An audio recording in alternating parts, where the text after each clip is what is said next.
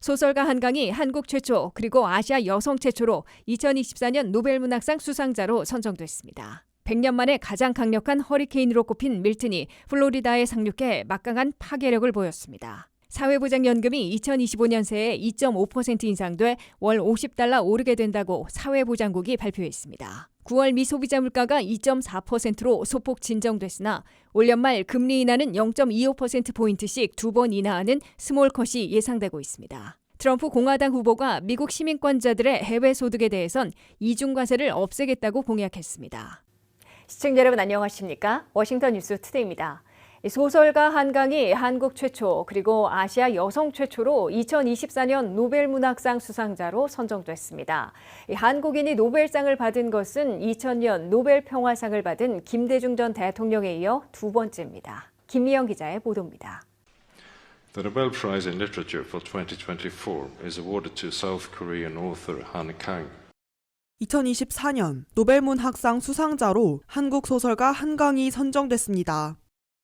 소설가 한강은 한국 작가 최초, 여성 작가로서는 역대 18번째 노벨문학상 수상자에 올랐습니다. 아시아 국가 국적의 작가가 수상한 것은 이번이 2012년 중국 작가 모옌 이후 12년 만입니다. 스웨덴 한림원은 현지 시각 10일 2024년 노벨문학상 수상자로 한국 작가 한강을 선정했다고 발표했습니다. 또한 역사적 상처에 직면하고 인간 삶의 취약성을 노출시키는 한강의 시적 산문을 선정 사유로 꼽으며 노벨 문학상을 수여한다고 밝혔습니다. 세계 최고 권위의 문학상으로 여겨지는 노벨 문학상은 1901년부터 시작되어 올해로 117번째 시상을 했으며 121명의 수상자를 배출했습니다. 노벨상 창시자 알프레드 노벨이 밝힌 선정 기준에 따르면 문학 분야에서 이상적인 방향으로 가장 뛰어난 작품을 생산한 사람에게 주어집니다. 한강 작가는 2005년 최연소 나이로 이상문학상을 수상하는 등 국내 대표 작가로 자리매김했으며 2016년 5월 채식주의자가 맨부커상 인터내셔널 부문을 수상하며 본격적으로 국제무대에서 지지를 받았습니다. 가장 많이 느꼈던 감정은 고통인 것 같아요. 압도적인 고통. 이 소설을 쓰는 동안에는 거의 매일 울었어요. 지난 수십 년 동안 노벨문학상은 백인 작가들이 주도했습니다. 역대 수상자들의 국적은 프랑스가 16명으로 가장 많았습니다. 이어 미국 13명, 영국 12명, 스웨덴 8명, 독일 8명 등 수상자 대부분이 미국, 유럽 국적인 것으로 밝혀졌습니다. 이로써 아시아 국가에서는 인도 3명, 일본 2명, 중국 1명에 이어 한국이 1명의 수상자를 배출하게 됐습니다. WKTV 뉴스 김미현입니다.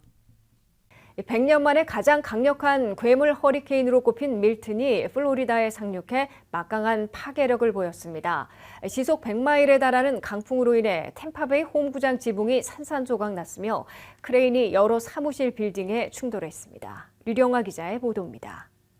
최대 시속 115마일의 바람을 견딜 수 있도록 설계된 메이저리그 템파베이 경기장. 그러나 허리케인 밀턴이 수요일 밤 플로리다에 상륙하면서 홈구장 지붕 패널이 산산조각 났습니다. 템파베이 경기장은 세계에서 가장 큰 케이블로 지지된 돔형 지붕을 가진 것으로 알려져 밀튼이 상륙했을 때 수천 명의 대원과 국민 방위군을 위한 집결 장소였으며 침대까지 준비된 안전한 장소로 계획됐었습니다. 최대 풍속은 시속 120마일, 3등급 허리케인으로 상륙한 밀튼은 20분 만에 12개의 강력한 토네이도를 일으켰습니다.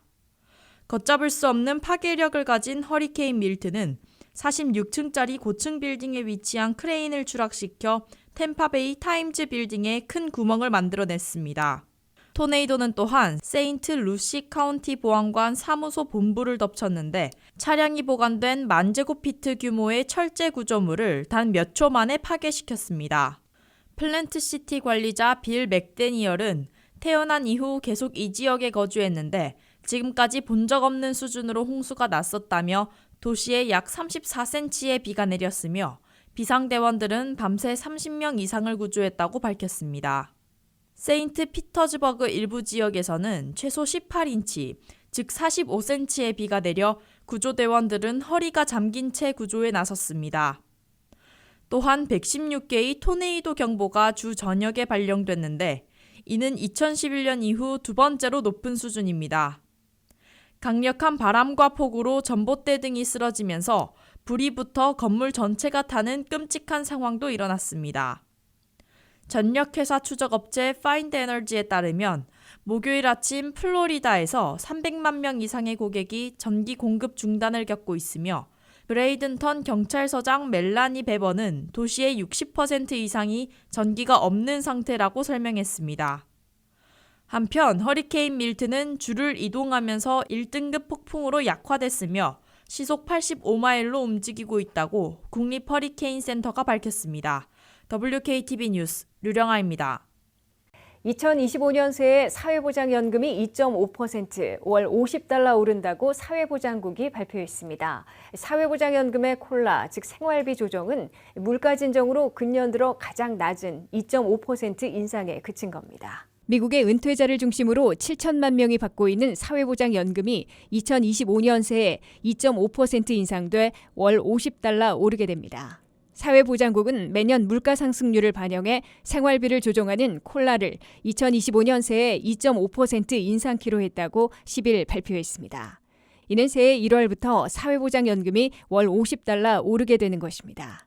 올해 평균 사회보장연금은 월 $1,927이므로 2025년 1월부터는 $50 늘어난 $1,976가 됩니다. 부부가 동시에 연금을 받는 경우 현재 월 $3,014에서 새해 1월부터는 $3,089로 오릅니다. 하지만 새해 사회보장연금의 인상률은 2021년 이래 가장 적게 오르는 것입니다. 물가 인상률에 따라 조정되기 때문에 그만큼 미국의 물가가 진정됐음을 반영해주고 있습니다.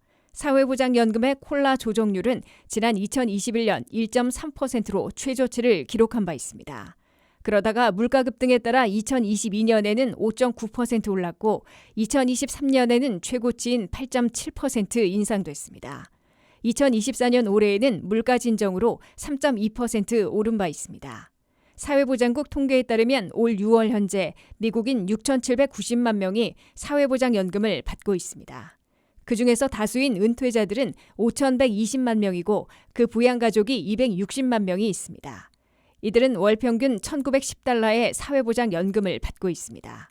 장애자들은 720만 명이 받고 있고 그 부양가족 110만 명이 있습니다. 이들은 매달 $1,538를 받고 있습니다. 배우자를 잃은 미망인들은 580만 명으로 이들은 한 달에 $1,508를 받고 있습니다. 사회보장연금을 받으려면 젊은 시절 매년 최소 수천 달러 이상 소득을 올리며 사회보장세를 내면 1년에 4점을 취득하고 40점에 도달해야 하기 때문에 10년을 쌓아야 합니다. 40점을 넘긴 후에 62세부터 조기에 연금을 신청하면 대략 80% 정도 수령하게 되고 67세부터 연금을 타게 되면 100%를 받고 70세 이후에 받으면 107%를 타게 됩니다.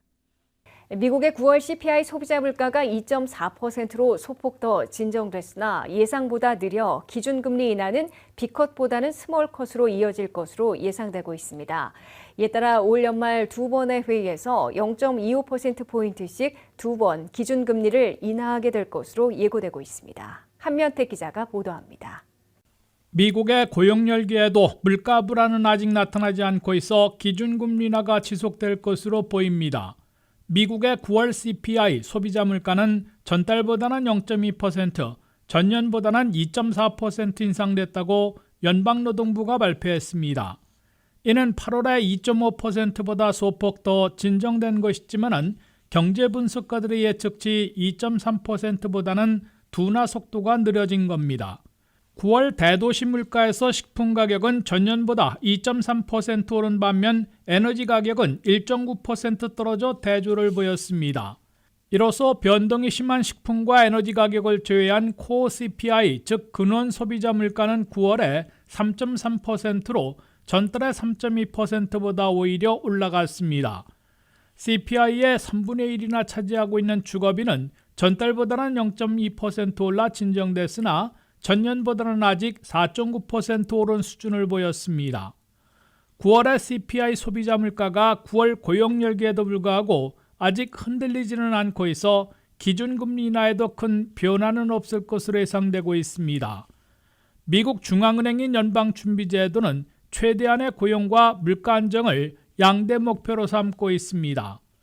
9월 실업률이 4.1%로 내려가고 일자리 증가가 25만 4천 개로 예상을 뛰어넘는 고용 열기를 보인 바 있습니다. 고용 열기와 임금 인상으로 물가가 흔들릴 수 있으나 아직은 물가 불안이 나타나지 않고 있음을 보여주고 있습니다. 이에 따라 연준은 올해 남은 두 번의 회의인 11월 7일과 12월 18일에도 기준금리를 내리되 0.5포인트 B컷보다는 0.25포인트씩 두 번 내리는 스몰컷으로 단행할 것으로 예상되고 있습니다. CME 그룹의 투자자들은 11월 7일 0.25포인트 내릴 가능성을 89%, 12월 18일 0.25포인트 또 인하할 가능성은 88%로 잡고 있습니다. 그럴 경우 미국의 기준금리는 현재 4.75 내지 5%에서 11월 7일에는 4.50 내지 4.75%로 더 내려가고 12월 18일에는 4.25 내지 4.50%로 한 해를 마감하게 됩니다. WKTV 뉴스 한면택입니다. 도널드 트럼프 공화당 대통령 후보가 미국 시민권자들이 해외에서 벌어들인 소득에 대해선 미국과 해당 국가에서 세금을 내는 이중과세를 없애겠다고 공약했습니다. 예를 들어 미국 시민권자가 한국 등 외국에 거주하며 벌어들인 소득에 대해 고액일 경우에도 양국에 두 번 세금을 내지 않고 한 번만 납부하도록 세법을 고치겠다는 공약입니다. 보도에 한면택 기자입니다. 감세카드를 핵심 무기로 활용하고 있는 도널드 트럼프 공화당 대통령 후보가 해외에서 거주하며 돈을 벌고 있는 미국 시민권자들에게 양쪽에서 세금을 내는 일이 없도록 이중과세를 폐지하겠다고 제시했습니다. 트럼프 후보는 월스트리트저널에 밝힌 입장에서 나는 미국만 시행하고 있는 더블 텍세이션, 즉 이중과세를 폐지하는 데 지지하고 있다고 밝혔습니다. 트럼프 후보의 이중과세 폐지 방안이 시행되면 미국 시민권자가 한국 등 외국에서 거주하며 번 근로소득은 물론 투자소득 등에 대해서도 거주국이나 미국에서 한 번만 세금을 내게 한다는 뜻이라고 월스트리트저널은 설명했습니다. 월스트리트저널은 트럼프 후보는 사회보장연금과 팁소득, 오버타임 초과수당 등의 세금을 없애겠다고 공약한 데 이어 해외 소득에 대해서는 두 번 세금을 내는 이중과세를 폐지하겠다는 카드를 내건 것으로 보도했습니다. 지구촌에서 미국만 거의 유일하게 미국 시민권자라면 미국 내는 물론 한국 등 해외에서 벌어들인 소득을 포함해 토탈 소득으로 세금을 내도록 하고 있어 이중과세 논란을 불러일으켜 왔습니다. 한국의 경우 한미양국의 이중과세 방지협정이 이미 체결돼 있어 대다수는 양국 중 한 곳에서만 세금을 내고 있습니다. 그러나 근로소득에서는 첫 12만 6,500달러까지만 면세되고 그 이상 고소득자들은 세금을 내야 하기 때문에 이중과세될 수 있습니다. 그런데 트럼프 후보의 이중과세 폐지가 실행되면 예외를 생각할 필요 없이 고소득은 물론 투자소득, 은퇴소득 등도 모두 이중과세가 없어져 한쪽에서만 세금을 내면 됩니다. 트럼프 후보가 어떻게 이중과세를 없앨 것인지 세부 방법까지 제시하지는 않았으나 공화당 진영에서는 꾸준히 개선할 사안으로 꼽혀와 세법 개정 시 반영될 것으로 월스트리트저널은 내다봤습니다.